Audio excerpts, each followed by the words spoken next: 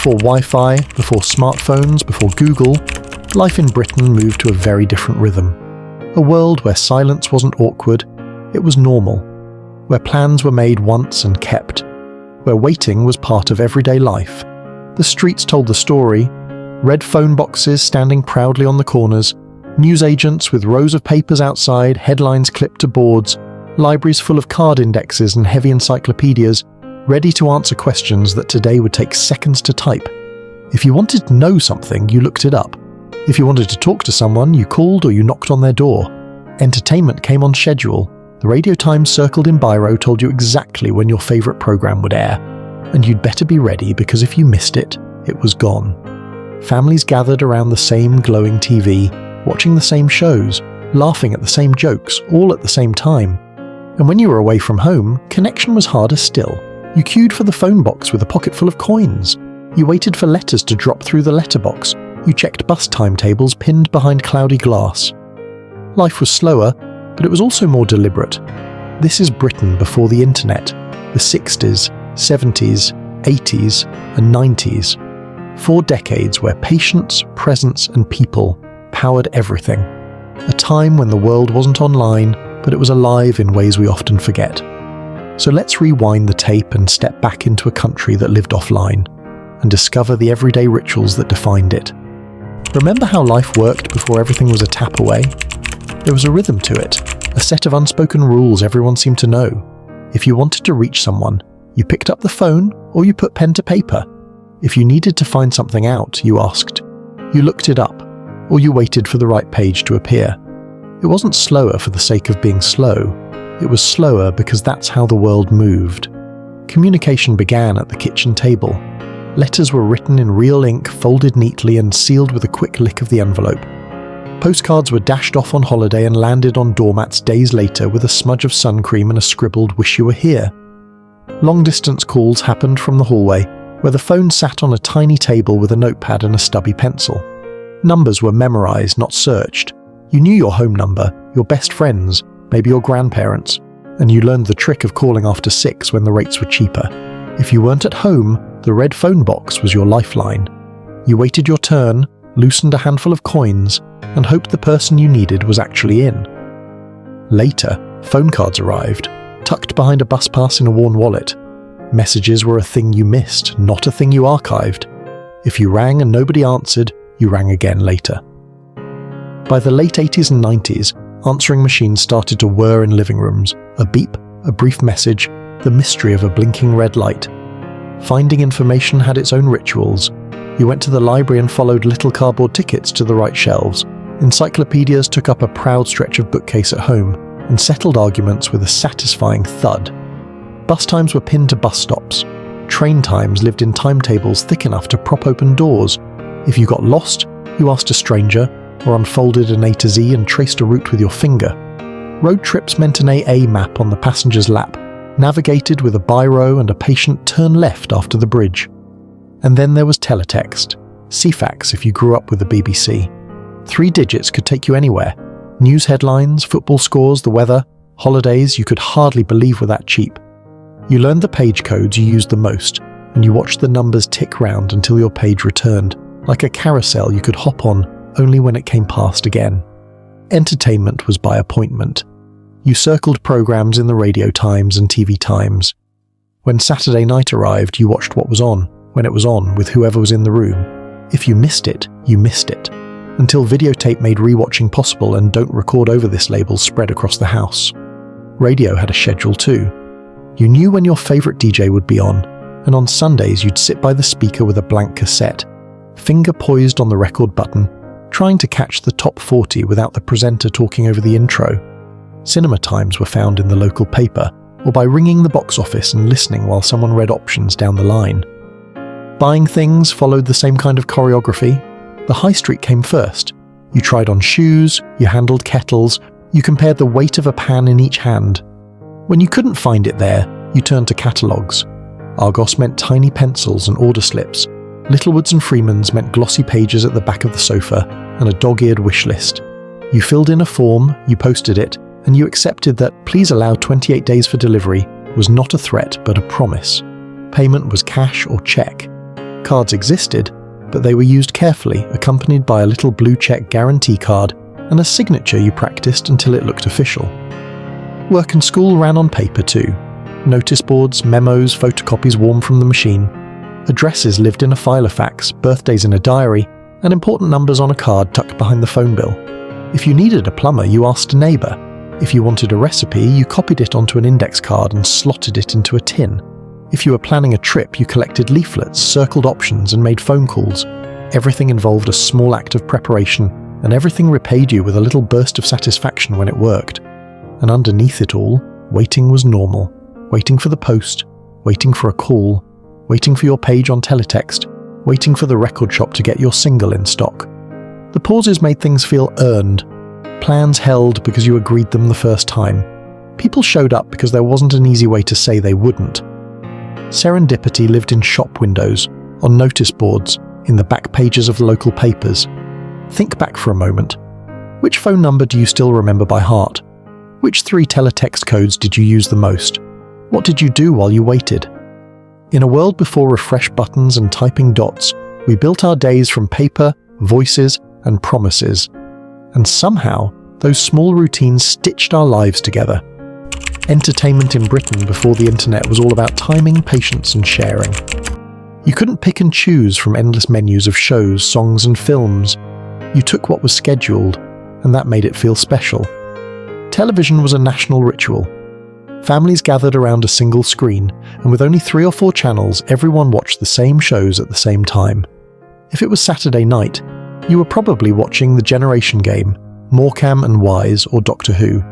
On Christmas Day, millions tuned in together, and the next day everyone at work or school was talking about the exact same moments. TV wasn't just entertainment, it was a shared national heartbeat, and if you missed a programme, that was it. No catch-up, no rewind. You either hoped for a repeat months later, or lived with the frustration of missing it. When video recorders became common in the 1980s, it was revolutionary. Families argued over which tapes to reuse, and "do not tape over this" became one of the most written notes in Britain. Rental shops like Blockbuster or the local corner video store turned Friday nights into an adventure, wandering the aisles, comparing covers, and hoping your choice wasn't already rented out. Music was no less communal. The radio ruled. From Radio Luxembourg and pirate stations in the 60s to Radio 1's top 40 countdown every Sunday. Kids sat by their cassette recorders, ready to hit record at just the right moment, hoping the DJ wouldn't talk over the intro. Vinyl records defined the 60s and 70s, cassette tapes ruled the 80s, and CDs felt like the future in the 90s.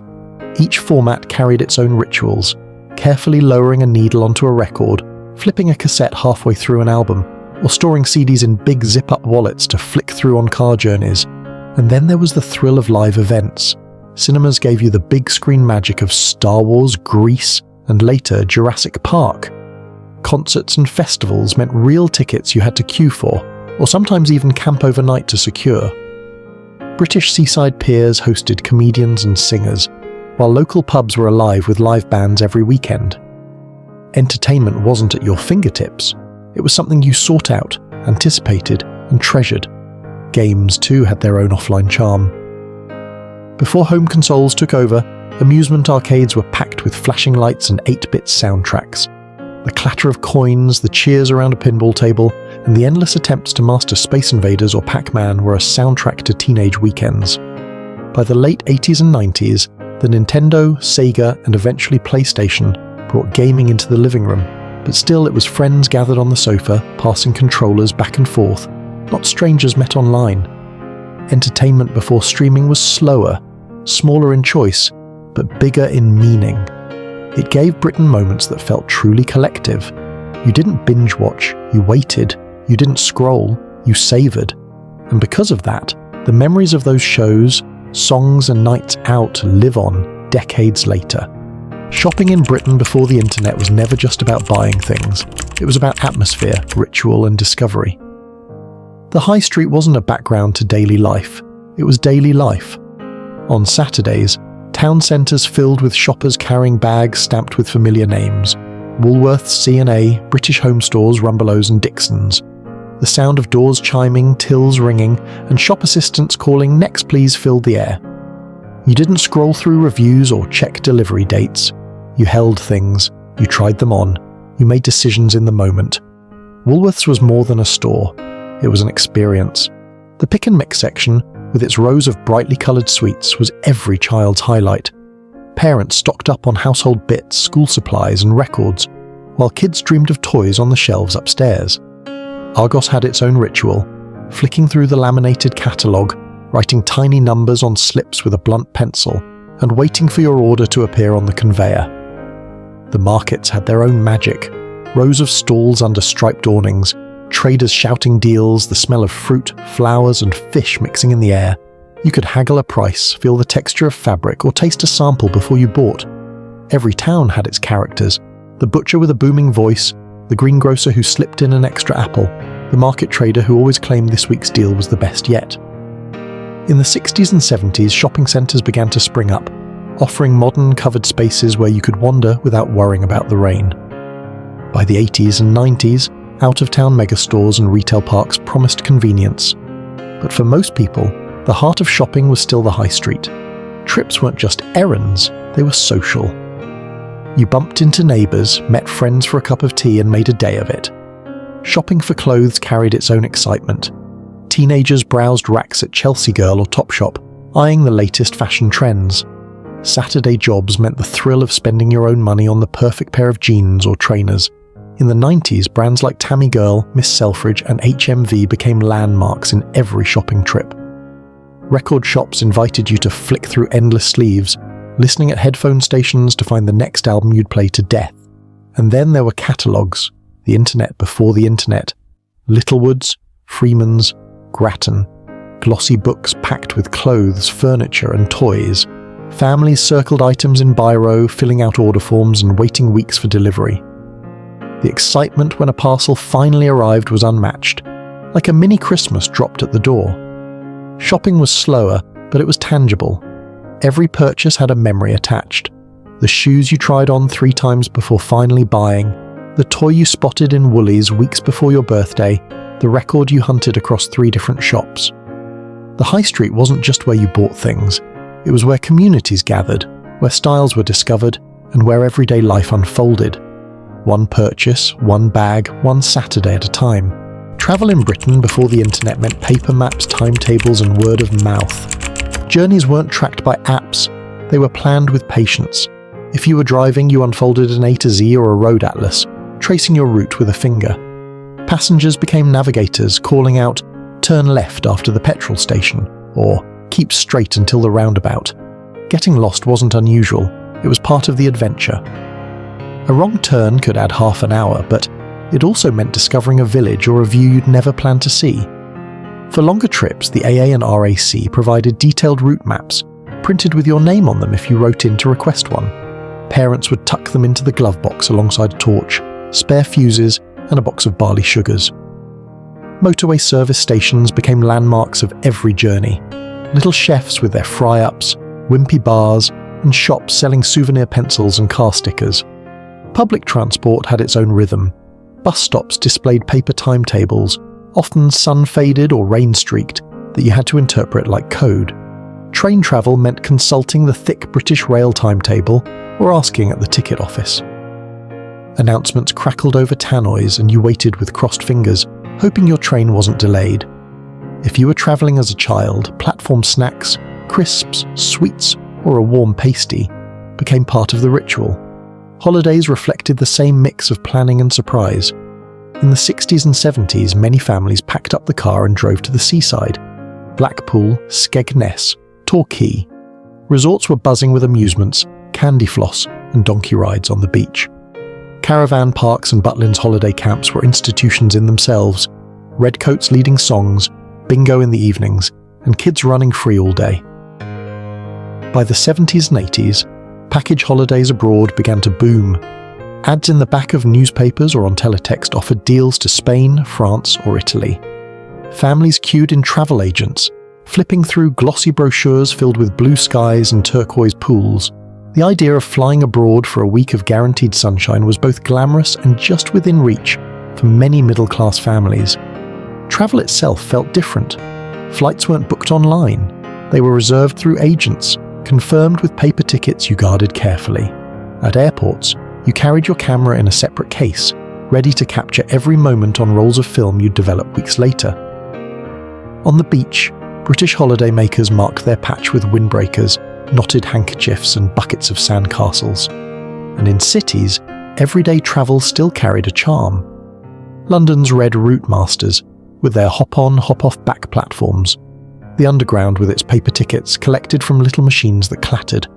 Local buses with conductors taking fares, clipping tickets with a punch. Travel before the internet wasn't instant or effortless.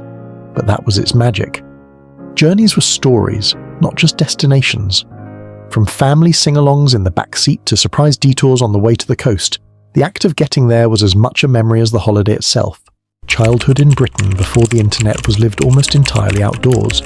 Streets, fields and back gardens were the playgrounds, and imagination was the technology that powered it all. After school, kids spilled into the streets with footballs, skipping ropes, and bikes. Games of Kirby, Bulldog, or British Bulldog echoed between houses. A simple tennis ball could mean endless fun, bouncing it off walls, playing two-ball with a friend, or trying to keep it from rolling into the drain. Football was played on any patch of grass, coats thrown down for goalposts, and arguments about whether it was over the line were settled by whoever shouted loudest. Bikes were more than transport, they were freedom. The rally chopper in the 70s and BMXs in the 80s and 90s defined whole childhoods. Kids roamed for hours, exploring estates, parks, and quiet roads, returning home only when the streetlights came on. Helmets were rare. Scraped knees and muddy clothes were badges of honour. Toys came in waves. The 60s had Cindy dolls and scale-extric tracks. The 70s introduced Action Man, Space Hoppers, and board games like Operation and Cluedo. The 80s brought Transformers, My Little Pony, Star Wars figures, and the unforgettable Rubik's Cube. By the 90s, Tamagotchis, Game Boys, and Pogs were schoolyard obsessions.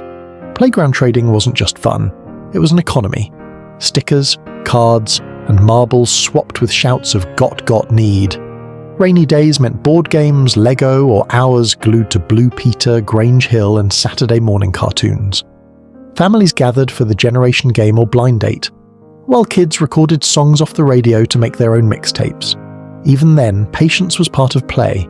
You wound cassettes back with a pencil, you waited for glue to dry on an Airfix kit. You queued for the latest toy at Woolworths. Pocket money stretched further too. 10 pence could buy a mix of blackjacks, fruit salads, and cola bottles from the corner shop. Trips to the arcade were rationed in coins, each one carefully fed into Pac-Man or Space Invaders.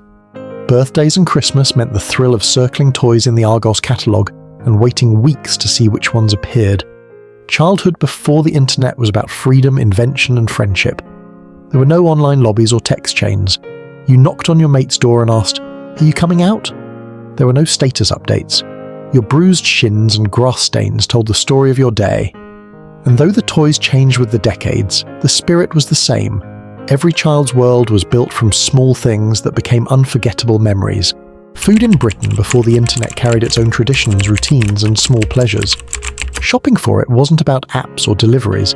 It was about visits, lists, and rituals.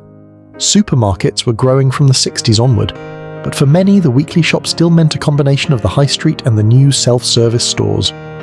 Families wheeled trolleys down aisles at Fine Fair, Gateway, Safeway, or later Tesco and Sainsbury's, ticking off items written in biro on folded bits of paper.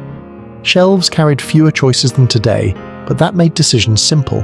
Butter or margarine, tea bags or loose leaf, one type of bread, not 30. Corner shops remained at the heart of communities. Owned by local families, they opened early, closed late, and sold everything from milk and newspapers to penny sweets. Kids clutched coins for sherbet fountains, licorice sticks, or a bag of pick and mix carefully scooped from jars. The smell of warm bread from the bakery, the butcher's counter with sawdust on the floor, and the greengrocer's crates piled high with apples and spuds. All of it was part of the rhythm of weekly life. Meals at home followed a familiar pattern. The 60s brought meat and 2 veg, shepherd's pie, and suet puddings. The 70s saw the rise of convenience food, Angel Delight, Findus crispy pancakes, and Smash Instant Mash with its unforgettable TV ads. By the 80s and 90s, microwaves had landed in most kitchens, and frozen pizzas, oven chips, and ready meals were a quick option after work. Yet Sunday roast remained a fixture, anchoring families around the table with Yorkshire puddings, gravy, and the comforting smell of meat slow cooking through the day. Eating out was a treat, not an everyday habit. In the 60s, cafes and tea rooms served stews, sandwiches, and pots of tea. The 70s embraced steakhouses like the Burney Inn and the arrival of Wimpy bars, where burgers came on plates with knives and forks. The 80s brought Pizza Hut and the first McDonald's to the high street, sparking excitement for a new style of fast food. Fish and chips, though, remained king, wrapped in paper, eaten with salt, vinegar, and fingers that smelled of the sea long after the last chip was gone. Food wasn't just about eating, it was about waiting, sharing, and remembering. You waited for the bread van on its morning round. You shared sweets with friends at the bus stop. You remembered the taste of your first prawn cocktail starter, your first takeaway curry, or the first time you tried spaghetti bolognese at home.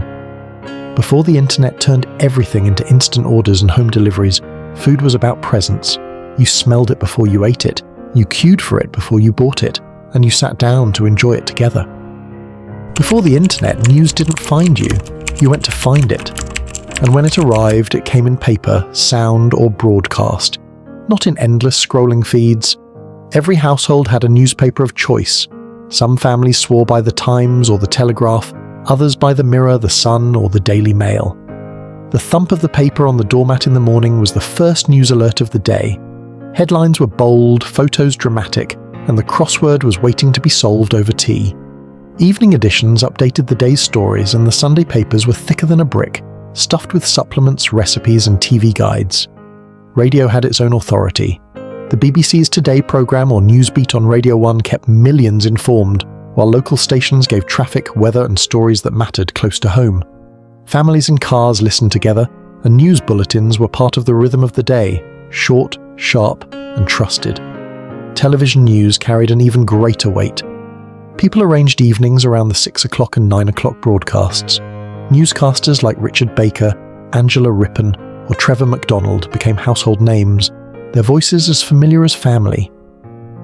In moments of crisis, power cuts, miners' strikes, wars abroad, the TV news was where you turned, watching black and white footage or grainy outside broadcasts with a sense that this was history unfolding live. By the 70s and 80s, CFAX and Teletext brought a strange new kind of on-demand news. It wasn't fast, but it was instant compared to waiting for tomorrow's paper. You tapped in 3 digits and watched the blocky text appear. Headlines, football scores, even cheap holiday deals. Families learned the numbers by heart. 101 for news, 302 for sport, and waited as the pages ticked by like a slow carousel. For local information, you looked to notice boards in post offices, leaflets pushed through the door, or posters stuck in shop windows. Village halls listed upcoming dances. Schools sent newsletters home in satchels. Concerts were advertised on lampposts and ticket shops, where you queued in person to secure your place. Even weather forecasts carried more weight. You watched the BBC weatherman point with a stick at magnetic symbols. Clouds and suns moved by hand. Forecasts weren't always right, but they were part of the national conversation.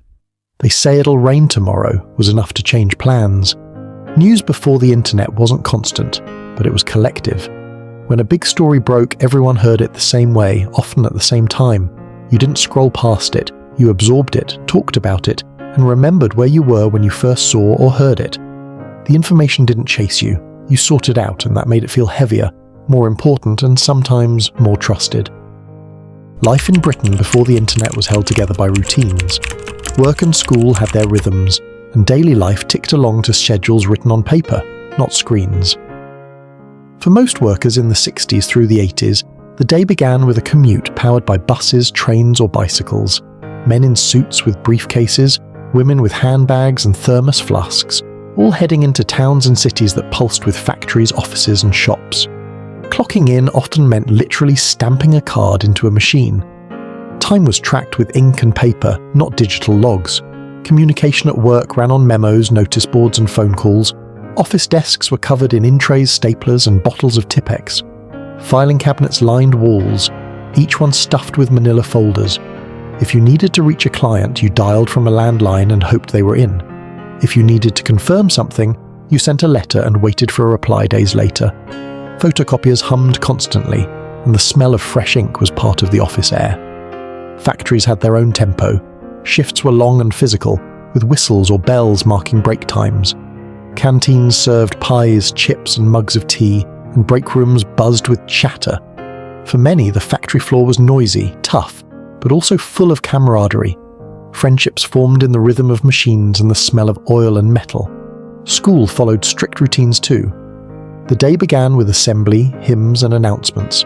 Lessons were chalk on blackboards, textbooks passed from hand to hand, and handwriting lined up neatly in exercise books. Teachers wheeled in overhead projectors with acetate sheets, and kids were trusted to fetch chalk, rub out boards, or hand round workbooks. Homework was done at the kitchen table, not on Google. Research meant trips to the library, flipping through encyclopedias or the card index to find what you needed. In secondary schools, students carried heavy satchels filled with books, geometry sets, and PE kits that always seemed to get lost. Break times were filled with playground games, trading snacks, and queuing for warm sausage rolls or cartons of milk. By the 80s and 90s, tuck shops became legendary, selling penny sweets, crisps, and cans of pop. Friendships were built in those short breaks, whispered secrets, football matches, and the latest playground craze. After school, the rhythm continued. Kids went home for tea at a set time, families ate together, parents asked about the day, and the evening's entertainment was chosen from the TV guide. Adults ironed shirts for tomorrow, filled out checks for bills, or finished the washing up.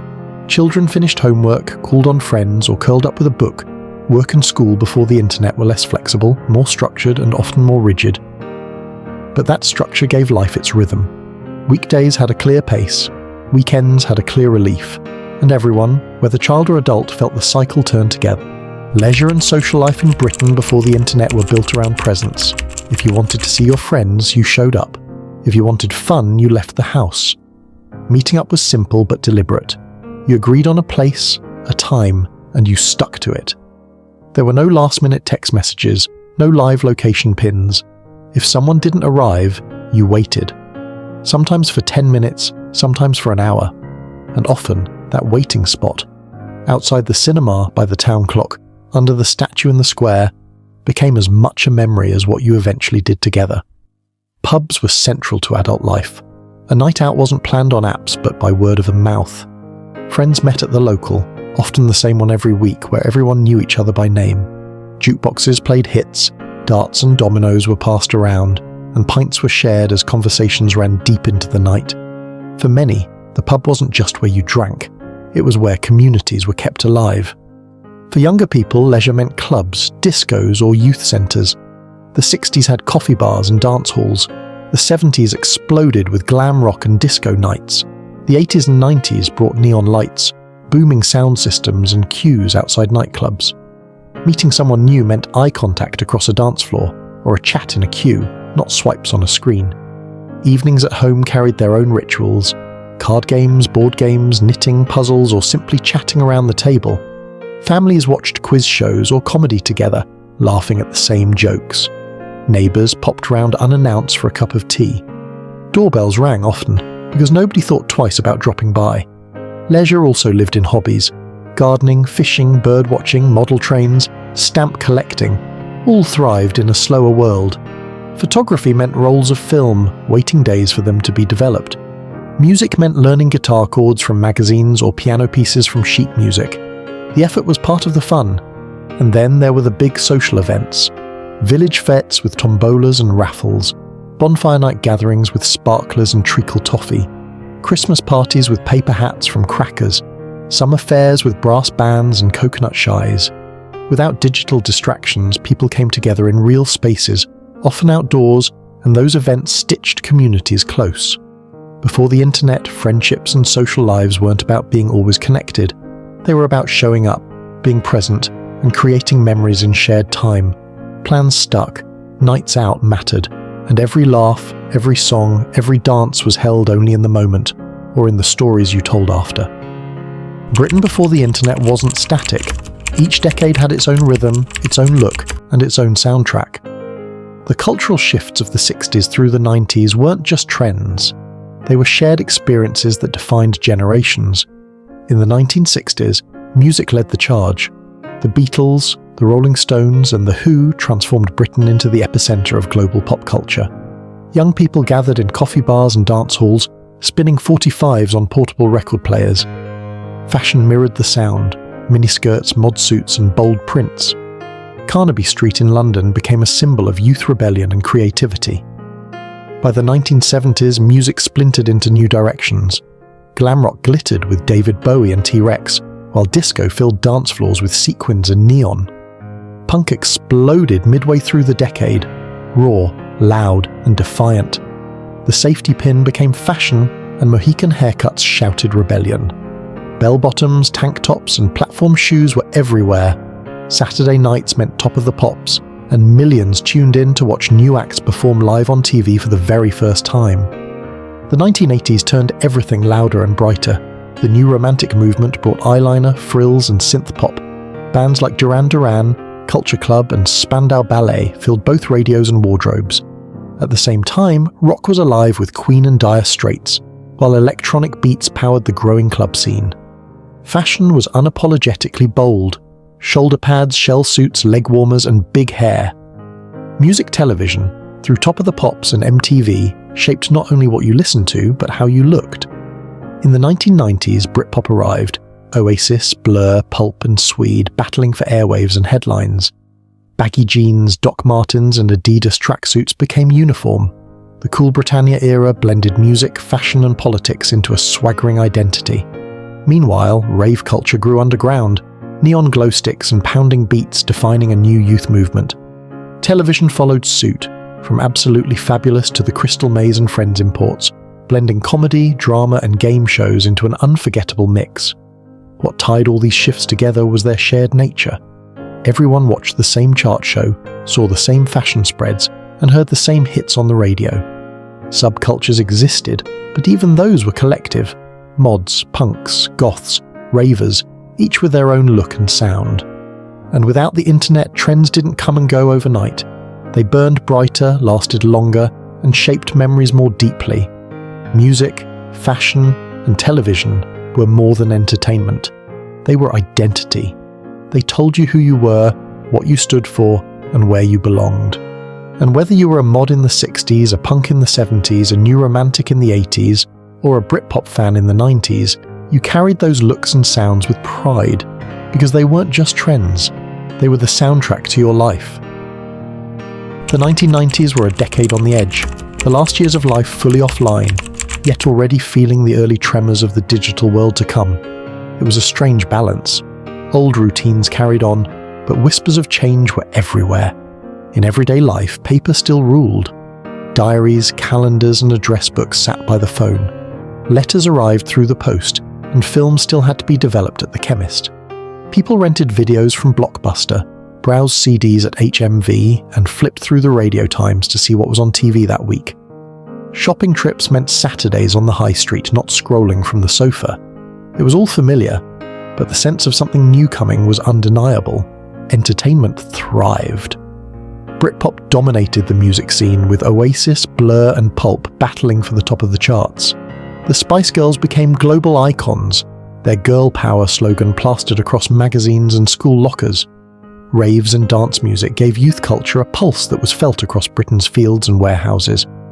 On TV, shows like Gladiators, The Crystal Maze, and Friends imports created shared moments, while Teletubbies and SMTV Live defined a new kind of children's entertainment.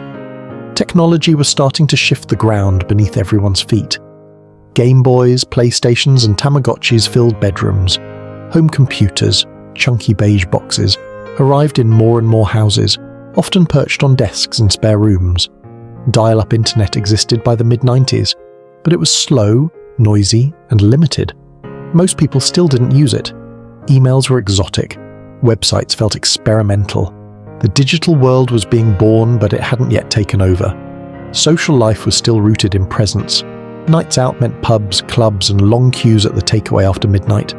Meeting friends still happened under clocks or outside cinemas, and plans stuck because there was no easy way to change them. The payphone was still a lifeline, and so were scraps of paper with numbers scribbled on them. Even in schools, life felt familiar. Overhead projectors, exercise books, and chalkboards remained the tools of teaching. Yet the arrival of computer rooms hinted at what was coming. Typing lessons, Encarta CD encyclopedias, and floppy disks felt futuristic. The 1990s were the bridge, still fully analog, still rooted in the habits of decades past, but with the first outlines of the internet sketched faintly in the background. Looking back, it feels like the last great decade of collective offline life, a time when people still read the same magazines, bought the same records, watched the same shows, before the web split attention into a million different channels. It was the end of one era and the hesitant beginning of another. The 90s carried the best of both worlds, the joy of offline life and the excitement of a digital future just about to begin. Life in Britain before the internet wasn't better or worse, it was simply different, slower, tangible, rooted in paper, patience, and presence. We gained structure. Days were shaped by schedules, TV listings, and agreed meeting times. Communities gathered in pubs, high streets, and living rooms.